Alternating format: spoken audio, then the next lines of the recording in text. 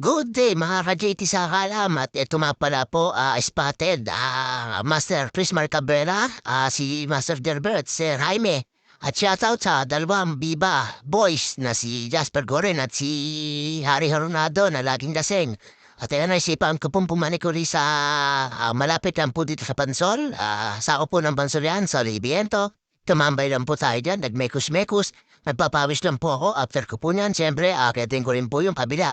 Dahil doon po ay naiinsayo mga binti ko. Mahirap din po kasi mawalan ng stamina sa katawan pag wala kayo ride. Kaya ako na lagi tuwing hapon pag wala nang gagawin at hindi na ho kami alis ng mga kapatid ko or wala na iutos ang kapatid ko. Ayan na po, naisipan mo na po yung mag-bike tapos tumambay po dyan. Yani, malapit lang po sa amin, wala pong 1 kilometro yan kung maaunin. Tapos sa bahayo namin, tapos mekos-mekos kami, lang ako dyan. Tambay lang saglit. Ah, kausap ko din yung guard na sana pwede nang pagpapasok dun sa kabila. Sabi niya naman, sana na, pag natapos daw kasi madami private mess dun sa kabilang way. Doon naman napakasarap pumahon, napakahaba ho nun na ahonin. Doon na talagang gagamit kailang pinagbabawal na teknik. Diyan po naman ay nakachamba ko na napanikuyan. Pero siyempre tambay-tambay lang po dyan. After ko po dyan, siyempre na nakausap yung guard na sa Libiento na napakabait. Lumipat na ako sa kabila, bababa na ako dyan. Tumahon na ako sa may papuntang si Chokaray, tapos doon na po ako tumambay.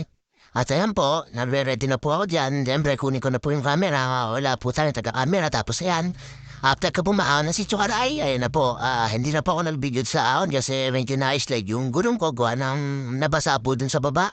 At ayan po, ang si Chokaray, siyempre magpapakita po video dyan. Ayan po, padyak-padyak lang po yan, pero medyo nakakapagod na yan. Labas po yung pawis ko, kaya masarap po dyan sa Sitio Aray. Ayan, nasa dulo po ako niya, may dead end po yan. Makikita niyo po yung dead end dyan. At dyan po, naglalakad na lang po yung mga taga dyan, pero marami pa akong bahayan dyan, Sitio Aray po yan. Ayun yung sinasabi kong dead end po yan. Dam tao na lang po yan na lupa. Dead end po yung sa kalsada na yan.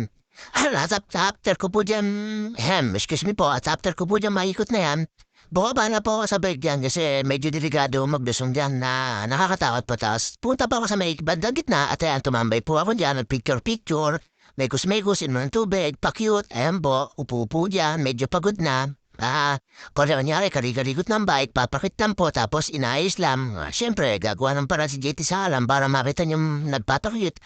At siyempre, bukas po hindi ako makakaride kasi may pupuntahan ako. Papunta po akong Manila bukas kaya ayan, Sabado po ng hapon nag-ride ako para magpapawis at ayun, nagbuga-buga pa ng tubig pero may kinakapagod na po dyan. Ayan, pupit na po yung dagat dyan kung papanik po kayo dyan. Tapos ingat po kayo dyan pag naulan po. Medyo madulas na po yung kalsada na yan. Kala ko uulan po dyan kaya medyo nag-ready na ako kung pababa dyan. Pauwi sa bahay. At ayan po, pawis na po ako dyan. Kaya shoutout to sa mga bikers, ingat po tayo lagi sa ride lalo sa highway na tayo na po umiwas at mag-adjust sa mga sasakyan. Pabos mga JT sa alam.